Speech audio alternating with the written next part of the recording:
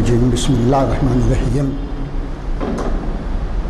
الیوم نختم علی افواہہم وتکلمنا ایدیہم وتشہد ارجلہم بما کانوا یکسبون صدق اللہ العظیم۔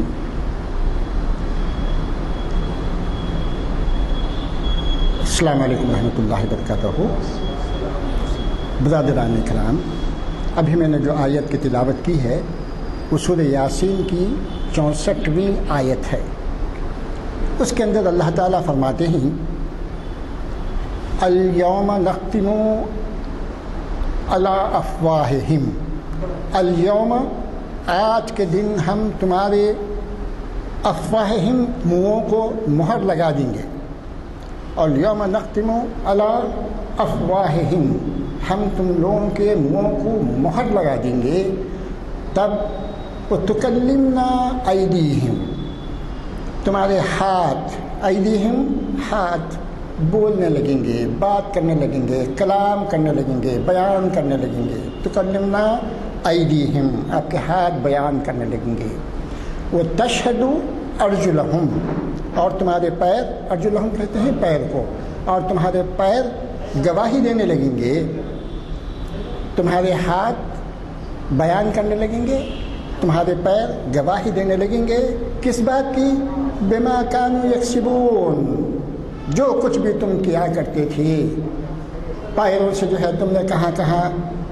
گیا، کیا کیا جو ہے احکام کی، اللہ کی مخالفت کی۔ ہاتھوں سے کیا کیا جو ہے آپ کے اعمال سرزد ہوئے، ہاتھوں اور پیروں کی یہ گواہی دینے لگیں گے اللہ تعالیٰ کے سامنے۔ تو گویا ہماری جو ہے یہ اعضاء جو ہمارے لیے نعمتوں کا باعث بنی ہوئی ہیں، یہ سب ہمارے خلاف، یہ ہماری تائید میں، جب ہم نیک کام کریں گے، اچھے اعمال کریں گے تو جو ہے اس کا جو ہے ہم کو اس کی گواہی دیں گے، تو اس کے جو ہے ہم کو اس کا اجر ملے گا۔ تو یہ جو ہے قرآن کی آیت جو میں ابھی تلاوت کیا ہوں، تو یہ 64ویں آیت ہے سورہ یاسین کی۔ لہذا میری گزارش ہے کہ آپ حضرات ماشاءاللہ سے صاحب علم ہیں، عربی کی اچھی وقفیت ہے، تو قرآن کی آیتوں کو ایک دو کچھ نہ کچھ جو ہے نا کم از کم آپ ترجمے کے ساتھ پڑھیے۔ قرآن کی تو 6000 سے کچھ زیادہ آیتیں ہیں، تو ان میں جو ہے کچھ آیتیں محکمات ہیں اور کچھ متشابہات ہیں۔ تو کم از کم محکمات جو ہیں جس کے اندر حکم دیا گیا، محکمات کا مطلب حکم دیا گیا، کیا حکم دیا گیا؟ ایسا کرو، ویسا مت کرو، امر بالمعروف و نہی عن المنکر، اس کا جو ہے جو حکم دیا گیا، تو آپ ان آیات کو کم از کم جو ہے پڑھیں، سمجھیں، اپنی عملی زندگی میں جو ہے اس کو کی، اور پھر اس کی اشاعت اور تبلیغ اور اس کی فروغ کے لیے جو ہے آپ کوشاں رہیں۔ اس کا جو ہے نا آپ جو جتنا بھی وقت ملتا ہے کچھ نہ کچھ آیتوں کی جو ہے نا آپ تفصیل جو ہے نا آپ کو حاصل کر کے اس کے اوپر یہ کریں۔ ہمارے آج کے جو ہے مخرر صاحب تعارف محتاج نہیں، ماشاءاللہ سے آپ بڑے سرگرم جو ہے رکن ہیں جماعت اسلامی کے بھی، اور سیاسی حلقوں میں آپ کا بہت اثر دخل ہے، اور آپ کی جو ہے مصروفیات بے انتہا ہیں، اور ہمارے پاس تو جو ہے نا اکثر و بیشتر جو ہے یہاں پہ ہم کو مخاطب ہونے کا آپ موقع دیا کرتے ہیں۔ اسلام الدین مجاہد صاحب، ان کے اخبارات میں بھی جو ہے خاص جو ہے واضح طور پر عنوانات اور اس کے اوپر جو ہے سیر حاصل تبصرہ آپ کی جو ہے تحریروں میں ملتا ہے۔ اس کے علاوہ آپ کا جو ہے سیاسی جو شعور ہے، سیاسی باریک بینی سے جو ہے آپ جو تجزیہ کرتے ہیں حالات حاضرہ کا، وہ قابل تعریف، قابل دید ہے۔ اللہ تعالیٰ ان کے جو ہے ہم بیانوں کو جو ہے اور اجاگر کرے، اور جو ہے ہم لوگوں کو اس سے مستفید ہونے کا موقع دے۔ تو آج کا جو ہے عنوان ان کا جو ہے وہ ہے کہ جو ہے پہلی جنگ آزادی میں بہادر شاہ ظفر کا تاریخی کردار، اور جو ہے یہ شریعت انفارمیشن کی 826واں لیکچر ہے، اور یہ جماعت، یہ جو ہے نشست ہماری مسجد عالیہ، جامعہ مسجد عالیہ گن فاؤنڈری میں جو ہے منعقد ہو رہی ہے۔ اور آج کی جو ہے آج جو ہے 25 سپٹمبر 2021 ہے۔ تو میں مخاطب کرتا ہوں مجاہدین صاحب کو کہ وہ آئیں اور جو ہے ہمیں مخاطب کریں۔ وبرکاتہ۔ محترم مقام जनाब गुलाम इज़दानी साहब, कन्वीनर दीनी महाफिल जामे मस्जिद आलिया, बुज़ुर्ग मोहतरम जनाब सईद शमशुद्दीन साहब, बुज़ुर्गों और अज़ीज़ नौजवान साथियों, अल्लाह का बड़ा ही फजल करम है कि कोविड के बाद हमारे इन महाफिल का आगाज़ हुआ है। और गुज़िश्ता महीने में जब आया तो तूफ़ानी बारिश हो रही थी, लेकिन इसके बावजूद सामईन मौजूद थे और लेक्चर हमारा हुआ गुज़िश्ता महीने में भी। और आज भी एक अहम उन्वान पर मैं आपसे गुफ्तगू करने जा रहा हूँ। ये उन्वान लेने का मकसद आपके सामने रखना चाहता हूँ कि हम सब जानते हैं कि हिंदुस्तान अपनी आज़ादी की 75वीं सालगिरह मना रहा है। 75 साल हो गए हिंदुस्तान को आज़ाद हुए, और यकीनन हमारे लिए खुशी की बात है कि 7 समंदर से पार आए हुए अंग्रेज़ों को हमारे मुहिब्बान वतन ने अपनी क़ुरबानियों के ज़रिए, अपनी जाँफशानियों के ज़रिए इस मुल्क को आज़ाद कराया। लेकिन अफसोस और अलविये की बात यह है कि जिन लोगों ने इस मुल्क को आज़ाद कराने के लिए अपना सब कुछ कुर्बान कर दिया, उनका नाम तारीख़ में से हरफ गलत की तरफ मिटा दिया गया है। अभी जो 75 साला जो जश्न मनाया जा रहा है, इसमें तहरीक मुस्लिम मुजाहिदीन का कोई तज़किरा नहीं किया गया है। उन लोगों का तज़किरा किया जा रहा है जिन्होंने इस मुल्क को आज़ाद कराने में कोई रोल अदा नहीं किया, बल्कि उन्होंने अंग्रेज़ों से अपनी वफ़ादारी का सबूत दिया। ऐसे लोगों को हीरो के तौर पर पेश किया जा रहा है, और जिन्होंने अपना सब कुछ लुटाया इस वतन के लिए, उनका कोई तज़किरा हमको इस पूरे 1 साला जश्न में नज़र नहीं आ रहा है। मैं कोशिश करूँगा कि इस 1 साल के दौरान कुछ अहम तरीन मुस्लिम मुजाहिदीन आज़ादी की खिदमात को आपके सामने रखूँ, ताकि हमारे आने वाली नस्लें कम से कम हमारे असलाफ़ के कारनामों से वाकिफ़ हो जाए। क्योंकि जो कौम अपने मोहसिनों के एहसान को याद नहीं रखती है, तारीख़ भी उनको फरामोश कर देती है। अगर गैर हमारा तज़किरा नहीं कर रहे हैं और हमारे बुज़ुर्गों ने जो क़ुरबानियाँ दी हैं उनका कहीं पर भी कोई ज़िक्र नहीं किया जाता है, तो ये हमारी अखलाक़ी ज़िम्मेदारी बन जाती है, हमारी दीनी ज़िम्मेदारी बन जाती है कि हम अपने असलाफ़ का तज़किरा करें और दुनिया को ये बताएं कि इस मुल्क की आज़ादी के लिए मुसलमानों ने जो किरदार अदा किया है वो मीरे कारवां का रहा है। वो किसी के साथ नहीं चले, बल्कि पूरे हिंदुस्तानियों को साथ लेकर उन्होंने इस तहरीक में हिस्सा लिया, और इनकी क़ुरबानियों के नतीजे में ये मुल्क आज़ाद हुआ है। ज़रूरत है कि ऐसे अफराद के हम यहाँ पर तज़किरा करें। अभी मौलवी बाकर की यौम पैदाइश मनाई गई। ये पहले सहाफ़ी थे जिनको काले पानी की सज़ा दी गई, और वहीं पर उनका इंतकाल हो गया, जिन्होंने अंग्रेज़ों के ख़िलाफ़ में कलम उठाया था। इसी तरीक़े से मौलाना उबैदुल्लाह सिंधी को आप जानते हैं, जिनको तारीख़ में असीर माल्टा के नाम से याद आया जाता है, जो वक्त के एक बहुत बड़े आलिम दीन ही नहीं थे बल्कि अल्लामा थे, और उन्होंने कई हज़ारों शागिर्दों को अपने पैदा किया, लेकिन वो खुद जिलावतनी की ज़िंदगी बसर किए इस मुल्क को आज़ाद कराने के लिए। तो ऐसे कई नाम आपको मिलेंगे कि जिन्होंने इस मुल्क को आज़ाद कराने में अपना हर चीज़ उन्होंने क़ुरबान कर दी। तो मैं चाहूँगा कि आज जिस शख्सियत का हम जिक्र करने जा रहे हैं, ये अगरचे कि एक बादशाह था, बहादुर शाह ज़फ़र, लेकिन इसके साथ साथ ये एक बहुत बड़े शायर भी थे। ये बहुत ही सूफ़ी मनश इंसान था और बहुत ही सादा ज़िंदगी इसने गुजारी। लेकिन हालात की सितम ज़रीफ़ी कि मुग़लिया सल्तनत के ज़वाल के बाद आप जानते हैं कि आखिरी ताजदार थे मुग़लिया सल्तनत के, जिनके दौर में अंग्रेज़ों का जुल्म अपनी इंतहा पर पहुँच चुका था। बहादुर शाह ज़फ़र अगर चाहते तो अपने सल्तनत को बचाने के लिए अंग्रेज़ों से कोई माहदा कर लेते, उनसे वफ़ादारी का ऐलान कर देते। लेकिन आप जानते हैं कि इस शख्स ने 85 साल की उम्र में पूरे हिंदुस्तान के जो यहाँ पर रजवाड़े थे और जो अवाम थी और जो अंग्रेज़ों के 100 साला जुल्म से तंग आ चुकी थी, उन सब को मुत्तहिद किया। और ज़फ़र शाह के आप जानते हैं कि बहादुर शाह ज़फ़र की क़ियादत में ही पहली जंग आज़ादी लड़ी गई है, जो 1857 की जंग कहलाती है, जिसको अंग्रेज़ों ने गदर का नाम दिया, लेकिन हिंदुस्तान की तारीख़ में उसे पहली जंग आज़ादी से ताबीर किया जाता है। आप जानते हैं कि औरंगज़ेब के दुनिया से रुखसत होने के बाद मुग़लिया सल्तनत के अंदर जो भी बादशाह आए, जो शहज़ादे बने, उन्होंने ऐश व इशरत की ज़िंदगी गुजारी। उन्होंने ममलिकत के इस्तेहकाम पर कोई तवज्जो नहीं दी। और ये खुदा का क़ानून है कि जब कौमें अपने फ़र्ज़ मनसबी को भुला देती हैं, अपनी ज़िम्मेदारियों को भुला देती है, तो फिर अल्लाह ताला किसी और कौम को उन पर मुसल्लत करता है। چنانچہ انگریز شہزادوں کی ان عیاشیوں نے یہاں پر انگریزوں کو آنے کا موقع دیا اور پھر 16ویں عیسوی کے اندر ایسٹ انڈیا کمپنی یہاں پر قائم ہوئی۔ ایسٹ انڈیا قائم ہونے کے بعد یہ سمجھا جا رہا تھا کہ انگریز یہاں پر تجارت کے لیے آئے ہیں، اقتدار پر قبضہ نہیں کریں گے، لیکن انہوں نے ہندوستانیوں کی کمزوریوں کو دیکھا اور محسوس کیا کہ یہاں پر ہم اپنا سیاسی اقتدار بھی قائم کر سکتے ہیں۔ چنانچہ کوششیں ہوئی، لیکن پھر اللہ تعالیٰ نے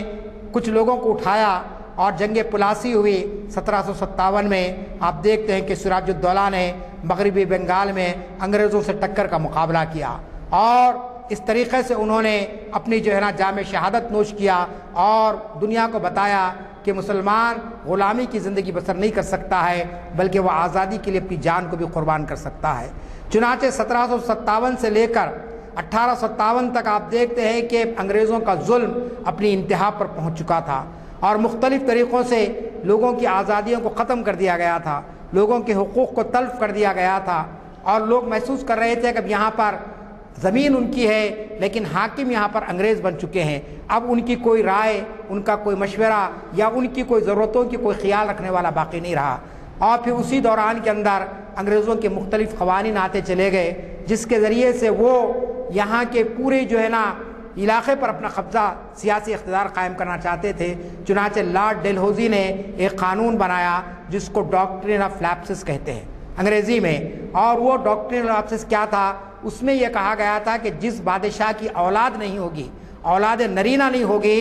وہ اس کے مرنے کے بعد اس سلطنت ہمارے انڈر میں آ جائے گی، انگریز اس پر قبضہ کر لیں گے۔ چنانچہ اس وقت جو دیسی راجا تھے ان میں سے بہت سے ایسے تھے کہ جن کو اولاد نرینہ نہیں تھی اور ان کو یہ خطرہ لاحق ہو گیا کہ ہمارے دنیا سے جانے کے بعد لازمی چیز ہے کہ انگریز یہاں پر قابض ہو جائیں گے۔ یہ لاوا مختلف علاقوں میں پک رہا تھا اور ایسے وقت آپ جانتے ہیں کہ بہادر شاہ ظفر نے بھی محسوس کیا کہ انگریزوں کے کچھ عزائم بہت زیادہ بڑھتے جا رہے ہیں اور ان کی سلطنت کو صرف لال قلعے کی حد تک اور دہلی کی حد تک محدود کرنے کی کوشش کی جا رہی ہے۔ تو کچھ لوگوں نے ان کو مشورہ دیا اور انہوں نے اس وقت، جبکہ آپ دیکھتے ہیں کہ انگریز پورے لاؤ لشکر کے ساتھ یہاں پر موجود تھے، ہندوستان کے جو چھوٹے چھوٹے دیسی راجا تھے ان کے سامنے اور انگریزوں کی فوج کا کوئی مقابلہ نہیں ہو سکتا تھا، لیکن اس کے باوجود بہادر شاہ ظفر نے ان سارے لوگوں کو جمع کیا، ایک متحدہ پلیٹ فارم انہوں نے بنایا اور یہ کہا جا سکتا ہے، تاریخ نے اس بات کو لکھا کہ پہلی جنگ آزادی وہ پہلی جنگ تھی جس کے اندر ہندو اور مسلمان اور اس ملک کے سارے طبقے مل کر ایک مسلم حکمران کی قیادت کو تسلیم کی ہے۔ اگرچہ کہ بادشاہت کی بنیادیں کمزور ہو چکی تھی، لیکن اس کے باوجود سارے ہندوستانیوں نے کہا کہ ہمارا جو بادشاہ ہوگا، ہمارا جو حکمران ہے وہ بہادر شاہ ظفر ہے، ہم انگریز کو اپنا حکمران تسلیم نہیں کریں گے۔ چنانچہ پورے طرف آپ دیکھتے ہیں کہ سیاسی اتحاد پیدا ہوا اور ایک انگریز نے باضابطہ اس کے تعلق سے یہاں پر لکھا a short history of our own times, Justin McCarthy ان کی کتاب ہے بہت مشہور، جس میں انہوں نے یہ بات لکھی کہ ہندوستان کی پہلی جنگ آزادی وہ جنگ تھی کہ جس کے اندر ہم دیکھتے ہیں کہ اس کے اندر سارے لوگ اپنے پورے خیالات کو، پرانے خیالات کو، مذہبی اختلافات کو بھلا کر ان لوگوں کے خلاف میں کمر بستہ ہو گئے جو ہندوستان کے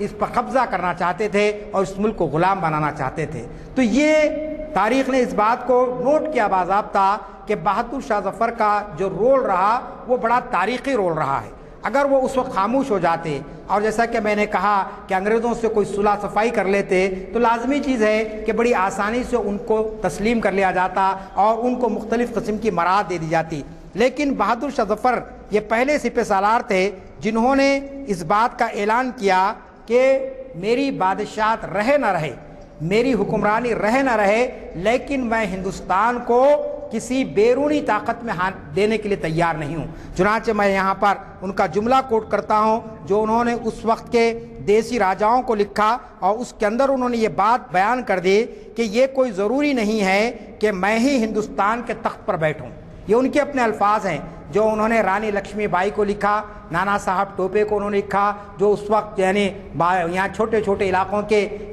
راجا تھے اور جہاں پر ان کی حکمرانی تھی، انہوں نے ان کو واضح کیا کہ کوئی ضروری نہیں کہ میں ہندوستان کے تخت پر بیٹھوں، بلکہ اہم بات یہ ہے کہ ہم انگریزوں کی پھوٹ ڈالنے والی پالیسی کو کبھی کامیاب نہ ہونے دیں گے۔ تو آپ جانتے ہیں کہ انگریز تجارت کے لیے یہاں پر آئے، ایسٹ انڈیا کمپنی انہوں نے قائم کی، اور اس کے بعد انہوں نے دیکھا کہ ہندوستان کے اندر مختلف مذاہب ہے اور مختلف تہذیبیں یہاں پر ہے۔ اب انہوں نے ایک پالیسی اختیار کی کہ ہندو سے مسلمان کو لڑا دیا جائے، سکھ سے جو ہے نا عیسائی کو لڑا دیا جائے، کسی اور اعلیٰ ذات کے آدمی کو ادنا ذات کے خلاف پہ کھڑا کر دیا جائے، اور خود مسلمانوں کے اندر جو مختلف قسم کے فرقے تھے ان کو آپس میں انتشار کا شکار کرایا جائے۔ چنانچہ بہادر شاہ ظفر نے ابتدائی دور میں یہ محسوس کیا کہ انگریز پھوٹ ڈالو اور حکومت کرو کی پالیسی اختیار کرے، ڈیوائڈ اینڈ رول۔ آپ یہ جملہ سنتے ہیں کہ یہ انگریزوں کا مقصد تھا۔ چنانچہ یہاں پر آپ دیکھتے ہیں کہ سب سے پہلے بہادر شاہ ظفر نے یہ بات پیدا کی، اور اس کے بعد انہوں نے ایک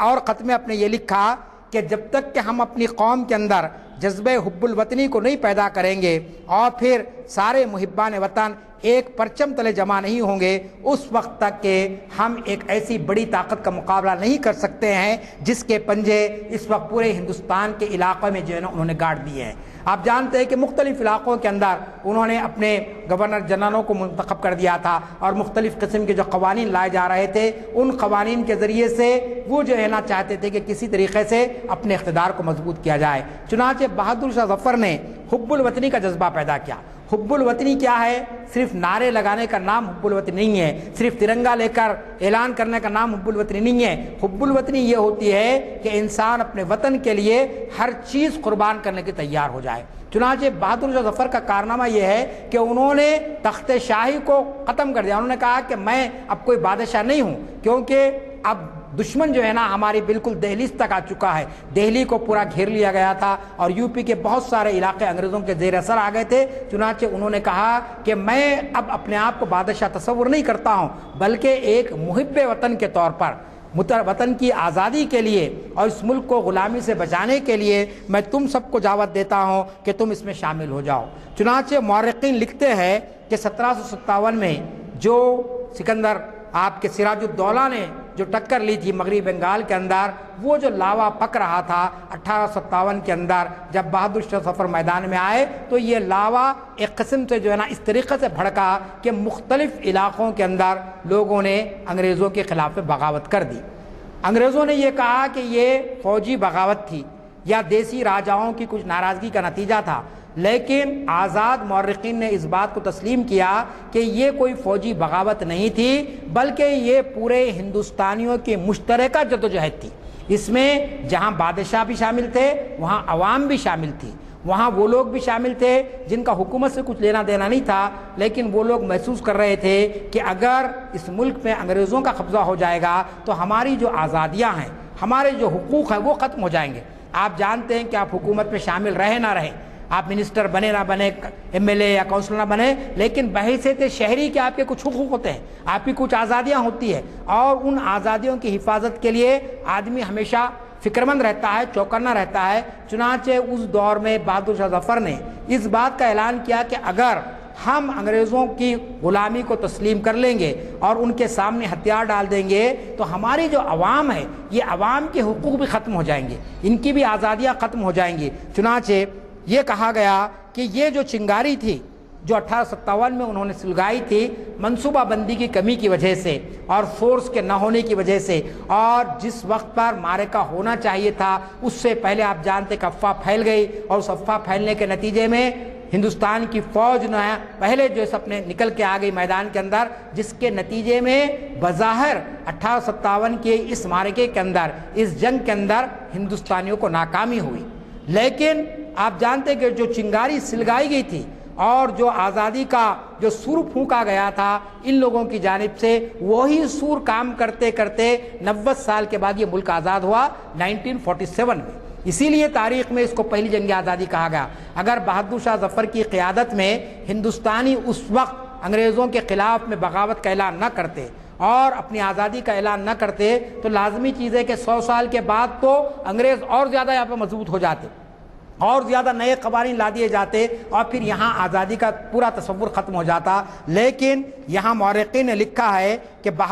آپ کے بہادر شاہ ظفر کا کارنامہ یہ رہا تاریخی کہ انہوں نے جو چنگاری اس دور میں سلگائی تھی جس میں بظاہر ہندوستانیوں کو ناکامی ہوئی اور انگریزوں نے اسے غدر کے نام سے یاد کیا۔ غدر کہتے ہیں بغاوت کو، یعنی انگریزوں کے خلاف میں جو جتھا اٹھا اور جو مورچہ بندی ہوئی، انہوں نے اس کو وار آف انڈیپینڈنس تسلیم نہیں کیا۔ انہوں نے کہا کہ آزادی نہیں تھی، کیونکہ ہندوستان کی عوام تو ہم کو چاہ رہی تھی اور ہمارے جو قوانین تھے اس کو ویلکم کر رہی تھی۔ یہ دیسی راجا تھے جو ہے نا اپنی حکومتوں کو بچانے کے لیے آئے، لیکن بعد میں مورخین نے اس کو تسلیم کیا کہ انگریزوں کا یہ پروپیگنڈا تھا۔ لوگوں کو یہ بتانا چاہ رہے تھے کہ عوام ناراض نہیں تھی، بادشاہ ناراض تھے۔ اگر بادشاہ ناراض ہوتے تو لازمی چیز ہے کہ اتنی بڑی فوج کے ساتھ انگریزوں کو کیوں مقابلہ کرنا پڑتا، اور اتنے دن تک مختلف علاقوں کے اندر مسلمانوں کا قتل عام کیوں ہوتا۔ آپ جانتے ہیں کہ کس انداز میں قتل عام ہوا کہ 70,000 سے زیادہ مسلمانوں کو پھانسی کے پھندے پر لٹکا دیا گیا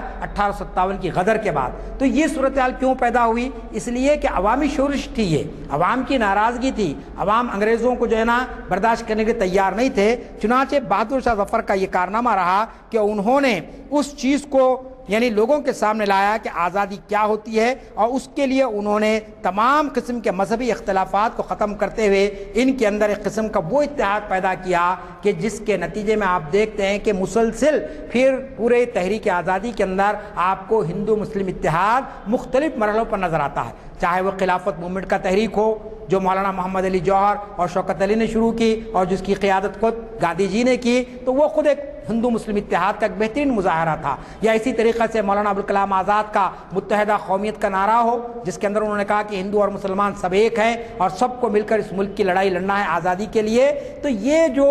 ہندو مسلم اتحاد کی جو بات ہوئی ہے اور مذہبی منافرت کو ختم کرنے کی جو بات ہوئی ہے، یہ بہادر شاہ ظفر کا کارنامہ ہے کہ انہوں نے صرف اپنی سلطنت کو بچانے کے لیے نہیں، بلکہ جیسا کہ میں نے کہا کہ نانا صاحب ٹوپے ہو یا رانی لکشمی بائی ہو یا حضرت محل ہو یا شہزادہ فیروز بخت ہو، یہ کنور سنگھ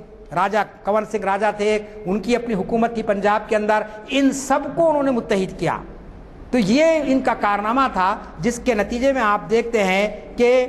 جیسا کہ میں نے کہا کہ انقلابیوں کو کامیابی نہیں ہوئی۔ جو لوگ 1857 کی غدر میں حصہ لیے ان کو تاریخ میں انقلابیوں کے نام سے یاد کیا جاتا ہے۔ چنانچہ انقلابیوں کو تو کامیابی بظاہر کامیابی نہیں ملی، کیونکہ انگریزوں کی بہت بڑی فوج تھی، ان کی بہت بڑی پلاننگ تھی اور بہت ہی منظم انداز میں انہوں نے اس چیز کو سو ختم کر دیا۔ لیکن جو چیزیں اس وقت وہاں پر ہمارے سامنے آتی وہ یہ تھی کہ پہلی مرتبہ انگریزوں نے ہندوستانیوں کے خلاف میں بے تحاشا ظلم کا استعمال کیا۔ اتنا ظلم انہوں نے کیا کہ یہ کہا جاتا ہے کہ تاریخ میں ہلاکو اور چنگیز خان کی داستانیں تو مشہور ہے، لیکن 1857 کے اندر جو قتل عام ہوا وہ عصری تاریخ کا ایک ایسا واقعہ ہے کہ جس کو تاریخ فراموش نہیں کر سکتی ہے۔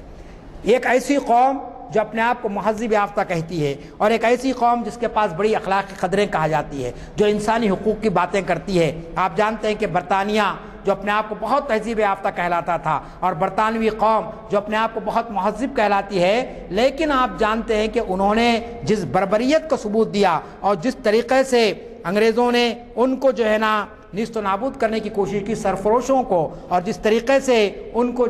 قید و بند کی صحبتوں سے گزارا، وہ تاریخ کے اندر پوری طریقے سے محفوظ ہے۔ اگر ہم اس کو پڑھتے ہیں تو ایسا محسوس ہوتا ہے کہ کیا واقعی انگریز اس قدر ظالم قوم تھے کہ انہوں نے جو بھی شخص ان کو نظر آیا اس کو انہوں نے قتل کر دیا، اور اس کا سر کاٹ دیا، کسی کے جسم کو سو درخت سے لٹکا دیا گیا، اور کسی کو سو جلتے ہوئے اس کے اندر ڈال دیا گیا، شعلوں کی نظر کر دیا گیا۔ یہ سارے واقعات اس بات کا ثبوت ہوتے ہیں کہ بعد میں جا کر ہندوستانیوں کے اندر ایک نیا جذبہ پیدا ہوا انگریزوں کے خلاف میں کہ اگر یہ حکومت رہے گی تو لازمی چیز ہے کہ ہمارے لیے بہت زیادہ نئے مسائل پیدا ہو سکتے ہیں۔ پھر اسی طریقے سے آپ دیکھتے ہیں کہ بہادر شاہ ظفر نے جو تاریخی کارنامہ انجام دیا، اس کے بعد ان پر مقدمہ چلا باضابطہ، اور انگریز چاہتے تھے کہ کسی طریقے سے ان کو زندہ ہی نہیں رہنے دیا جائے۔ اگر وہ رہیں گے تو لازمی چیز ہے کہ پھر ہندوستانی ان کے اطراف میں جمع ہوں گے، پھر تحریک آزادی کا پھر ایک نعرہ یہاں پر گونجے گا۔ چنانچہ آپ جانتے ہیں کہ بہادر شاہ ظفر کو گرفتار کیا گیا غدر کی جنگ کے بعد، پہلی جنگ آزادی کے بعد، اور اس کے بعد ان کو لے جا کر ایک ایسے مقام پر رکھ دیا گیا جہاں پر کوئی پہنچ نہیں سکتا تھا۔ دہلی سے ان کو کلکتہ لے جایا گیا، پھر کلکتے سے ان کو رنگون میں لے جا کر قید کر دیا گیا، اور رنگون میں لے جا کر ان کو اس قسم کی اذیت دی گئی، اس قسم کی تکلیف دی گئی کہ انہوں نے جو آرزو کی تھی کہ کم از کم مرنے کے بعد مجھے میرے وطن میں دفن کیا جائے. لیکن ان کا وہ شعر بہت مشہور ہے، آپ کو یاد ہوگا کہ کتنا ہے بد نصیب ظفر دفن کے لیے 2 گز زمیں بھی نہ مل سکی کوئے یار میں. یہ ان کا شعر ہے جو ان کی بے بسی کو ظاہر کرتا ہے. اور یہ بے بسی اور یہ مجبوری اور یہ آزمائش ان پر کیوں آئی؟ محض اس لیے آئی کہ وہ انگریزوں کے خلاف میں یعنی اکٹھا کریے پورے قوم کو، اور انہوں نے آزادی کی جنگ میں حصہ لیا. لیکن آج جیسا کہ میں نے آپ سے کہا کہ اتنے بڑے مجاہد آزادی کا تذکرہ آپ کو کہیں پر بھی اب تاریخ میں نہیں مل رہا ہے. کہیں پر بھی یہ نہیں بتایا جاتا ہے کہ بہادر شاہ ظفر نے اپنی سلطنت کو کھو دیا اور خود جو ہے نا جلا وطن کر دیے گئے اور دیگر مقامات پر جا کر ان کو رہنا پڑا. اور پھر یہی قربانی تھی جس کے بعد آپ دیکھتے ہیں کہ مختلف طریقے سے ہمارے سامنے آزادی کی تحریکیں چلتی رہی. اور جیسا کہ میں نے آپ سے ابتدا میں کہا کہ یہ جو جنگ آزادی ہے، اگر اس کو منظم انداز میں اگر آپ لیں گے تو یہ 200 سال کی جنگ ہے. 1757 سے لے کر 1947 تک آپ دیکھیں گے، یا اس سے پہلے اگر آپ دیکھیں گے تو اس کے اندر بھی آپ کو بڑے بڑے نام ہمارے علماء کرام کے ملتے ہیں، جس کے اندر آپ خاص طور پر جو نام ہم کو نظر آتا ہے، سب سے بڑا جو نام ہمارے پاس آتا ہے وہ سید احمد شہید کا ہے. سید اسماعیل شہید یہ وہ لوگ تھے جنہوں نے اس ملک کی آزادی کے لیے باضابطہ جہاد کا اعلان کیا. انگریزوں کے خلاف انہوں نے کہا کہ مسلمانوں کے لیے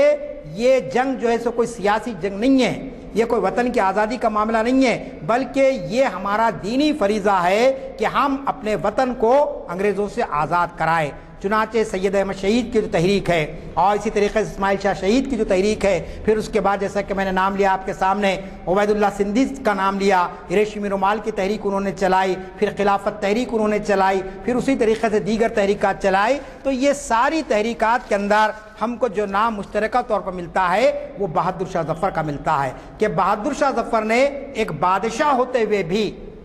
وہ جو ہے نا اپنے تخت کو انہوں نے چھوڑ دیا اور پوری قوم کو متحد کیا، اور اس کے بعد وہ آگے لے کر اپنے چلتے رہے. اب جب کہ حکومت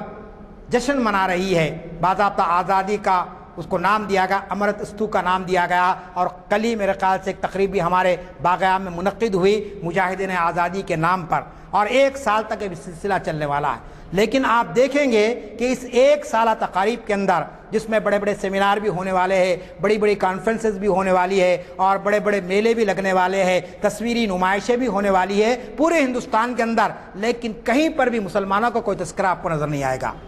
سرسری طور پر ہو سکتا ہے کہ آخری اس میں مولانا ابوالکلام آزاد کا نام آ جائے،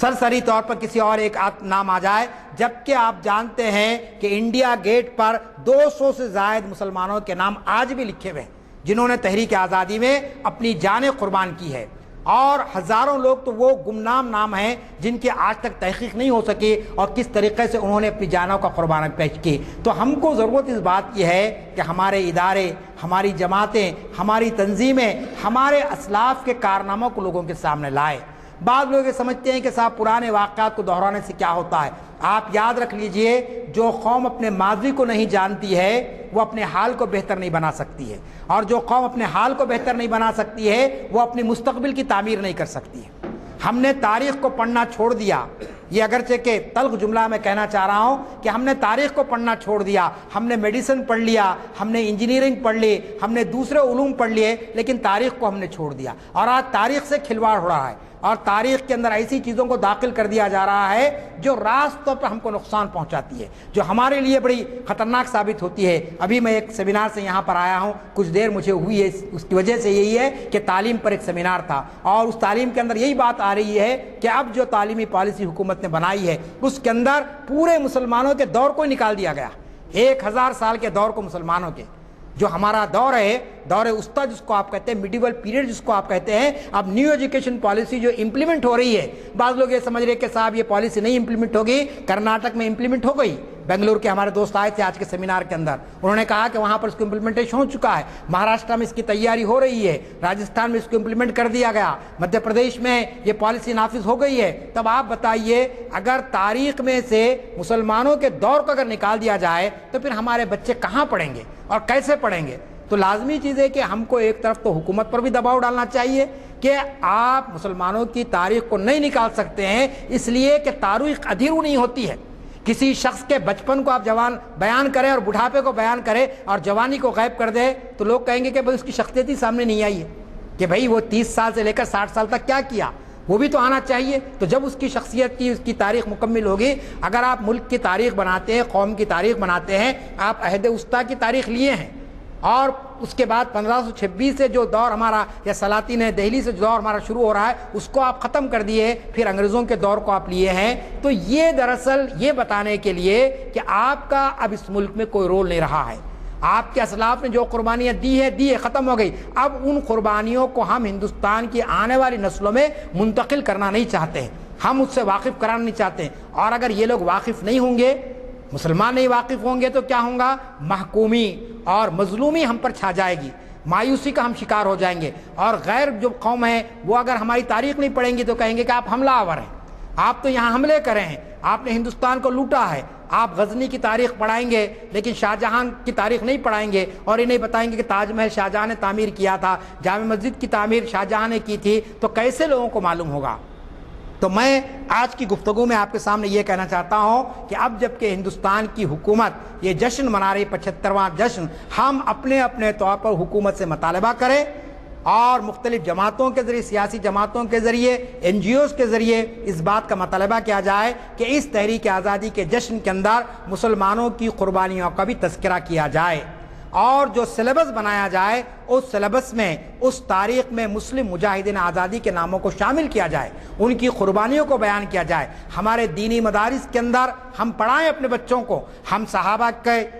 یعنی ان کی سیرت کو بیان کرتے ہیں، بہت اچھی بات ہے، ہم حضور کی سیرت کو بیان کرتے ہیں، ہمارے لیے ضروری ہے، ایمان کا وہ جز ہے، قرآن کی ہم تعلیم حاصل کرتے ہیں، لیکن اسی کے ساتھ ساتھ ہمارے اسلاف کی تاریخ سے بھی ہم کو واقف ہونا ضروری ہے، ان کی قربانیوں سے بھی واقف ہونا ضروری ہے، تاکہ ہم ایک عزت و وقار کی زندگی بسر کر رہے۔ آپ جانتے ہیں کہ ہماری پارلیمنٹ کے اندر ایک ایسے شخص کا پورٹریٹ لگا ہوا ہے جس نے انگریزوں سے معافی چاہی، اس نے کہا کہ میں ہندوستان کی تحریک آزادی میں شامل نہیں ہوں، اور اگر میں نے کچھ غلطی کی ہے مجھے معاف کر دیجئے۔ ایسے شخص کو مجاہد آزادی کے طور پر پارلیمنٹ کے سینٹرل ہال میں اس کی فوٹو لگائی جاتی ہے، اور کئی لوگوں کے اس وقت جو ہے سو نام آ رہے ہیں جن کا آزادی کی تحریک میں کوئی حصہ نہیں رہا ہے۔ تو ہم کو بہت ہی چوکنا ہونے کی ضرورت ہے، آگے بڑھنے کی ضرورت ہے، تاکہ ہم لوگوں کو یہ بتا سکے کہ ہماری بھی قربانیاں بہت کچھ ہے۔ عامر عثمانی ایک بہت بڑے شاعر گزرے ہیں، ان کے شعر پر میں گفتگو ختم کرتا ہوں۔ انہوں نے کہا تھا، کتنے شاہی بسیرے کو ترسا کیے، کتنے شاہی بسیرے کو ترسا کیے، باغ پر چھا گئے کتنے زاغ و زخن، کتنے اہل وفا دار پر چڑھ گئے اور کتنے اہل ہوس ہو گئے نورتن۔ کہ اب آپ دیکھ رہے ہیں کہ وہ جو شاہین زادے تھے، جو قربانیاں دیے، جلا وطن ہوئے، وطن سے نکالے گئے، قید و بند کی صحبتیں برداشت کی، ان کا کہیں تذکرہ نہیں ہو رہا ہے، اور ایسے لوگ جو زاغ تھے اور جو مردار جانور کھانے والے جن کی خصلت تھی، آج ان کو جیسے نورتن بنا کر پیش کیا جا رہا ہے۔ اگر ہم اس موقع پر بھی ہوشیار نہیں ہوں گے، چوکنا نہیں ہوں گے، تو اس کا خمیازہ ہماری آنے والی نسلوں کو بھگتنا پڑے گا۔ اللہ تعالیٰ سے دعا ہے کہ اللہ تعالیٰ اس ملک کے اندر ہمارے اسلاف نے جو کچھ قربانیاں دی ہے، ہم کو موقع ملے کہ ہم اسلاف کی قربانیوں کو اپنی نوجوان نسل کے سامنے پیش کر سکیں۔ رب اغفر ورحم وانت خیر الراحمین، وآخر دعوانا ان الحمد للہ رب العالمین۔ جس قدر اہم عنوان تھا اس کے ساتھ پوری طرح سے انصاف کیا گیا۔ آپ کو اندازہ ہے کہ اس وقت ہمارے مقرر صاحب جو ہیں ایک بہت ہی جانے مانے نہ صرف حیدرآباد میں بلکہ بیرون حیدرآباد بھی، بیرون ریاست بھی ان کی جو کچھ کاوشیں ہیں اس کی قدر کی جاتی ہے۔ حضرات یہاں کئی ایسے حضرات بیٹھے ہوں گے جن کو اس بات کا علم نہیں ہوگا کہ کیا کیا پلاننگ ہے اور کیا کیا مراحل سے آپ کو ہم کو گزرنا ہے۔ اندازہ لگائیے کہ کس قدر اہم باتیں ان کی تقریر میں رہیں، لیکن ان سے آج کا ہمارا نوجوان واقف نہیں ہے۔ اور میں ہمیشہ یہ کہتا آیا ہوں کہ بھئی یہاں نوجوانوں کے لیے بھی بہت کچھ سیکھنے کے لیے موقع ہے، اور یہ کہ آپ حضرات بھی کوشش کریں کہ نوجوانوں کو ساتھ لیتے آئیں. میں نے اس سے پہلے کی محفلوں میں بھی بتایا ہے کہ نوجوانوں کی تعداد کتنی کم ہے. اب آپ اندازہ لگائیے کہ جو پلاننگ ہو رہی ہے، جو اغراض و مقاصد آج کے محکمہ جات سرکاری کے ہیں، اس کے اعتبار سے اگر نوجوان واقف نہ ہوں تو پھر کامیابی جو ہے ایسے لوگوں کی ہوگی جو یہ منصوبہ بندی کر رہے ہیں کہ آپ کو وطن کی آزادی میں کسی قسم کا آپ نے حصہ نہیں لیا ہے اور آپ کے حقوق جو ہیں وہی دوسروں کے برابر نہیں ہو سکتے. بہرحال دیکھ لیجئے، اگر آپ اس سے متاثر ہیں اور اگر آپ سمجھتے ہیں کہ ایسی محافل میں نوجوانوں کی شرکت لازمی ہے، کیونکہ آپ بتائیے کہ عرصہ گزرے گا تو جیسے جیسے ضعیف لوگ ہیں وہ ختم ہوتے جائیں گے، اور آپ کے نوجوان ایسے رہیں گے جو ظاہر ہے کہ ان لوگوں کے پروپیگنڈے کا شکار ہوں گے یا ایسی جو غفلتیں ہو رہی ہیں اس سے ناواقف رہیں گے. تو میرے خیال میں آج کے جو خطاب ہے، آج کا خطاب،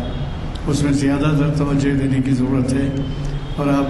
اس سے پہلے میں نے کہا تھا کہ آپ کم از کم ایک نوجوان کو ساتھ لائیے.